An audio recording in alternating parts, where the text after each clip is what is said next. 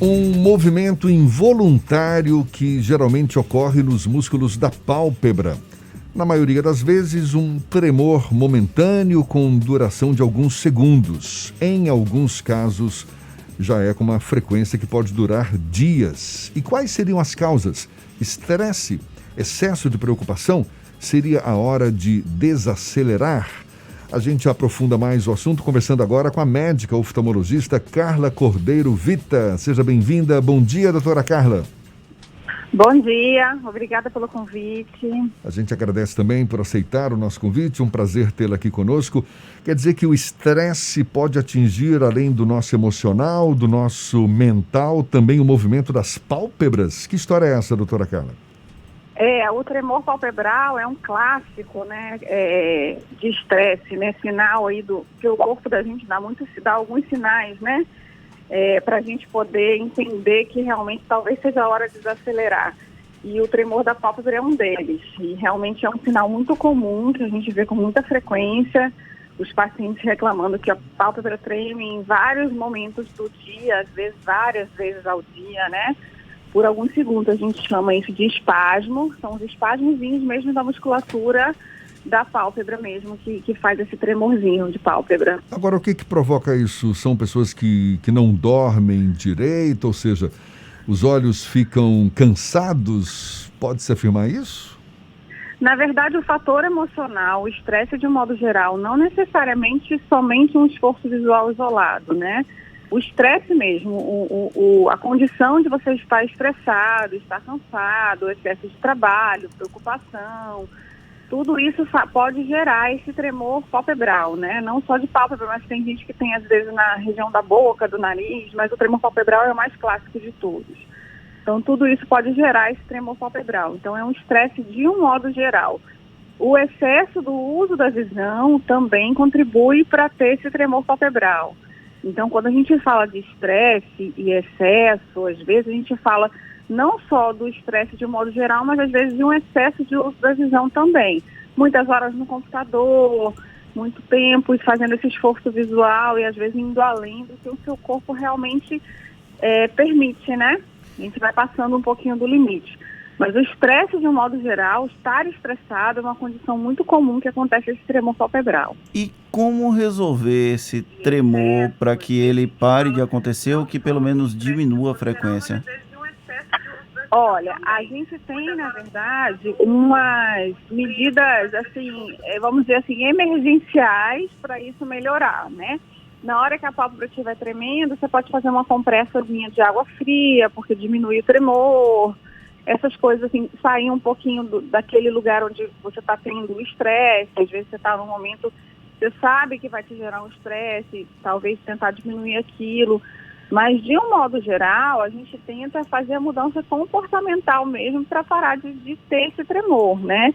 Fazer com que a pessoa realmente cuide dessa parte do estresse e do cansaço. Em alguns casos, esse espasmo é realmente patológico, ou seja, a pálpebra treme tanto que às vezes o paciente não consegue realmente fazer nada, de tanto tremor que é. E ela não para, né? Porque o mais comum é aquele tremor de alguns segundos que para e acontece algumas vezes ao longo do dia. Mas existem tremores que ficam direto. Então, nesse caso, existem tratamentos locais ali, normalmente com aplicação de toxina botulínica, para paralisar esse músculo, para ele parar de ter esse tremor. Tremores. De um modo geral, esse tremor é mais comum que a gente tem visto ultimamente é relacionado à parte emocional mesmo. Pode haver algum tipo de dano a longo prazo na região ocular por conta desses tremores prolongados? Olha, normalmente esse tremor em região palpebral, então assim, o que pode acontecer é um espasmo exagerado desse músculo, mas não chega a afetar a visão especificamente, não. Não chega a ter nenhuma sequela na visão por causa disso, não. O oftalmologista pode dar uma de terapeuta, então, nesse caso? Porque acaba dando, né? Sim, viu? Hein? Normalmente, sim, a gente tem que, na verdade, sinalizar o porquê que isso está acontecendo, entender o tipo do espasmo, sinalizar porquê que isso está acontecendo, né? E aí, realmente, eu acho que faz parte de toda a especialidade médica, de um modo geral, eu acho que cuidar do ser humano como um todo, e entender realmente o que aquele paciente está passando e por que aquilo está acontecendo, né? A gente fala eu acho que é muito importante. Certamente. A gente fala de estresse, pensa logo em pessoas mais maduras, né? Pessoas mais adultas. Mas é comum isso em crianças também, doutora Carla? Acontece sim em crianças, principalmente nesse período que a gente está vivendo. A criança está estressada por outros motivos, né? Assim, a gente fala de estresse, a gente pensa em trabalho normalmente. Excesso de trabalho, excesso de preocupação, conta para pagar. Mas a criança, às vezes, está vivendo um momento de estresse por outros motivos, principalmente estresses emocionais, né? E esse período que a gente está vivendo aí de quarentena, de confinamento, a gente tem visto um reflexo realmente emocional muito grande assim, nas nossas crianças, aliado a um excesso de tela. Eu não posso deixar de falar isso. Então, assim, as crianças estão muito mais expostas às telas, no modo geral, e estão nesse momento realmente emocional muito confuso para a cabecinha delas. Então, pode sim acontecer com criança, com certeza. Além dessa questão do tremor palpebral, outras questões relacionadas a estresse também podem atingir a visão e de alguma forma ter um impacto no dia a dia da pessoa? Com certeza. O tremor palpebral, eu posso dizer que é só a ponta do iceberg de tudo que pode acontecer. Existe uma síndrome que já está descrita, que é a síndrome do usuário da multitela, que é uma síndrome com diversos sinais e sintomas oculares que atrapalham muito a vida assim, da pessoa, a qualidade de vida da pessoa, principalmente a produtividade, a qualidade mesmo laboral, né? O paciente chega no final do dia com cansaço extremo, às vezes com mais sono do que o normal. Então, isso tudo faz parte realmente dessa síndrome aí de cansaço por causa do excesso do uso da tela. Eu fiquei curioso, porque pode ser que a senhora esteja me descrevendo com esse cansaço. A senhora pode dar mais detalhes sobre essa síndrome? Consulta particular no ar não vale, viu? Olha, de um modo geral, a gente vê o excesso, né, da tela, a gente apresenta normalmente aquele olho ardendo, muitas vezes aquele olho vermelho no final do dia, porque o olho fica mais seco realmente, dor de cabeça. Tem muitos pacientes que referem dor na região das costas e da nuca por causa da postura. Isso também a gente refere como fazer parte dessa síndrome.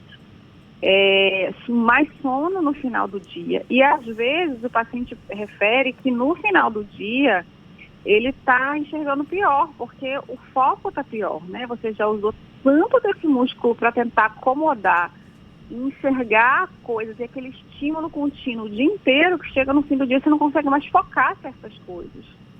Então é uma queixa muito comum. Doutora, de manhã minha visão está de um jeito, à noite está de outro jeito. Então realmente é esse excesso aí do uso da tela que faz isso tudo acontecer. Doutora Carla, esses espasmos, né, esses tremores nas pálpebras são semelhantes ou teriam a mesma causa daqueles outros tremores que costumam ocorrer também em outros pontos da face, até em mãos, nos pés? Acho que o nome para isso é miocnia, não é isso? Não, o espasmo da musculatura, normalmente a musculatura de face, tem gente que tem na boca, na asa do nariz, né, no olho. Normalmente são as mesmas causas, né, de estresse mesmo. Os outros tremores, aí depende muito do tipo, né, do tremor. Aí a gente teria que avaliar realmente cada caso. Mas esses tremorzinhos que a gente se refere, que são esses tremores rápidos que acontecem durante o dia, normalmente tem a causa é o estresse mesmo. Aquelas contrações involuntárias, não é? Que mais localizadas. Mexe, aí para, com o dedo mexendo ali sem parar, um músculo, né? Isso, o Fernando tem isso direto aqui no estúdio. Jefferson estava se descrevendo. Pega uma coisinha geladinha, qualquer coisinha geladinha que tem e coloca na hora, para de tremer. É uma dica boa. Tá certo.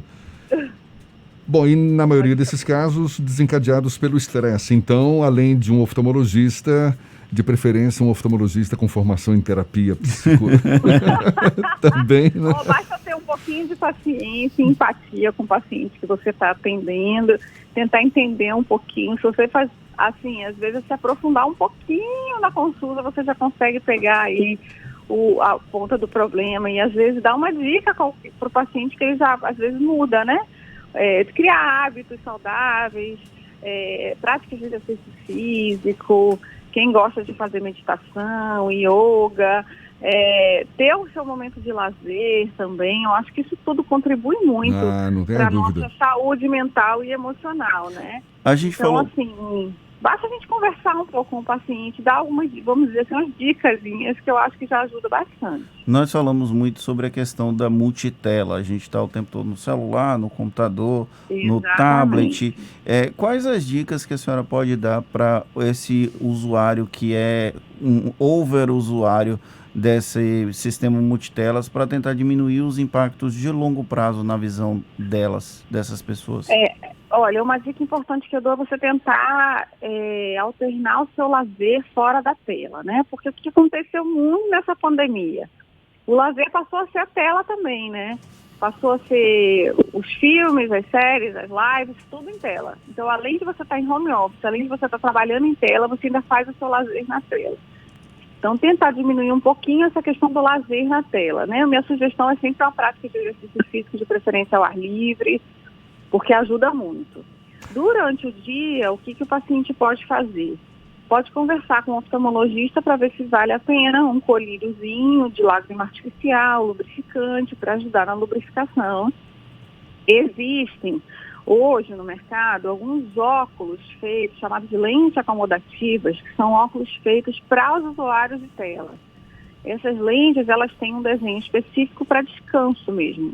Então, de repente, é o caso também de conversar com o seu oftalmologista para ver se é o seu caso de usar esse tipo de óculos, e até tem uma lente de contato também que faz essa função. Existem os filtros que ajudam a barrar aquela luz azul que é nociva, né? A clássica luz azul que é super nociva.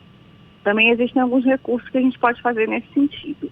E uma dica super legal, essa serve para todo mundo que está ouvindo, pode praticar porque funciona, é o que a gente chama de regra do 20-20-20. O que é isso?